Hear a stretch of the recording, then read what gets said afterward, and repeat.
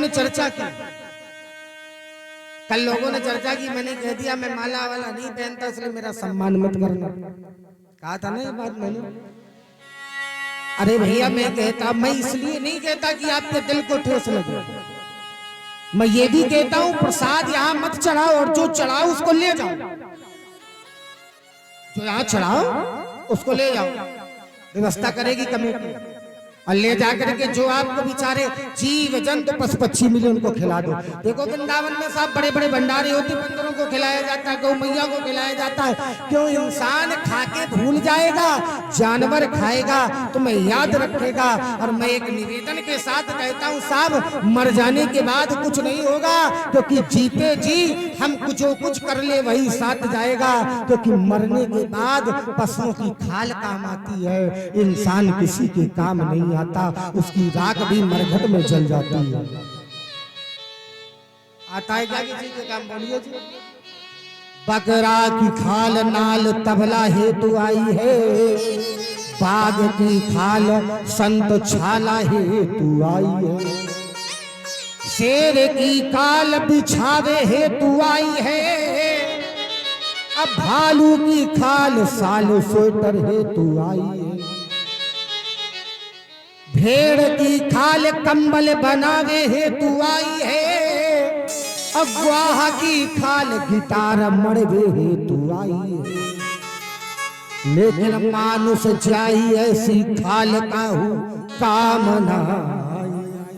अच्छा, अभिमान किस चीज का है? एक आंकन वाले भैया, अभिमान किस चीज का है? स्वरूप का है, स्वरूप का है।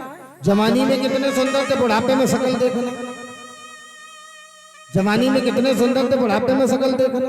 इसका गुरूर होता तो क्या होता? देखा, मकान का घमंड सर उठा के देखने वाले याद रखना, जो दूसरों को कंधे देते थे अंतिम में दूसरे के कंधे में जाओगे। जो दूसरों को कंधे देते थे वो दूसरों के कंधे पर जाओगे। जिंदगी अगर इतनी हसीन होती मेरे भाई, काकन के भाइयों मेरी बात सुन लेना, पूज्य महाराज जी कहते हैं आज लोगों को कथा की नहीं, अगर लोगों को आवश्यकता है तो लोगों को जगाने की। अगर ये जिंदगी इतनी हसीन होती, तुमने जितनी हसीन बना के रखी है ऐसी कूलर में, तो रोते रोते दुनिया में ना आना पड़ता। अगर ये जिंदगी हसीन होती तो दुनिया में रोते रोते ना आना पड़ता, और जिंदगी अगर इतनी बुरी होती तो दुनिया वालों को रुला के जाना न पड़ता। पहला भी स्नान दूसरे कराएंगे और अंतिम भी स्नान दूसरे कराएंगे। घमंड किस बात का करते हो रे प्यारे काकन वालों? घमंड किस बात का है? नेक सी बुराई हो जाए, बुराई बुराई, और जब तक आप बंधोगे नहीं। राम अकेले चाहते तो रावण को नहीं जीत पाते, बंदर भालुओं ने सहयोग किया। मैं भी आज कह रहा हूं, अगर पूरी काकन एक हो जाए तो तुम्हारे गांव में कोई दूसरा गांव का व्यक्ति आकर के चढ़ाई नहीं बोल सकता, कभी तुम्हारा बुरा नहीं कर सकता। साहब एक हो जाओ, बंदर भालू एक हो गए, राम जी ने रावण को जीत लिया था। अभिमान किसी चीज का मत करो, अभिमान किसी चीज का मत करो। क्या है हमारे पास? पैदा हुए थे तो रोते रोते आए थे, पैदा हुए थे तो दूसरे स्नान कराया था, दूसरे की गोदी पर आए थे, और मरेंगे तो भी दूसरे की गोदी पर जाएंगे, दूसरे ही स्नान कराएंगे। पैदा हुए थे तो कुछ नहीं था तन में, मरेंगे तो भी कुछ नहीं रहेगा तन में, फिर घमंड किस बात का? क्यों जी? यहाँ चाहे बढ़िया बढ़िया कितने भी कपड़े पहन लो, लेकिन भगवान कहते हैं जब मेरे घाट पर आओगे तो कोई कपड़ा नहीं होगा। क्या होगा? क्योंकि जिंदगी में हजारों का मेला झोरा, हंस जब जब उड़ा तब अकेला। महल तू महल, इतना बड़ा मकान मत बनवाना जो तुम्हें सर उठा के जीतना पड़े।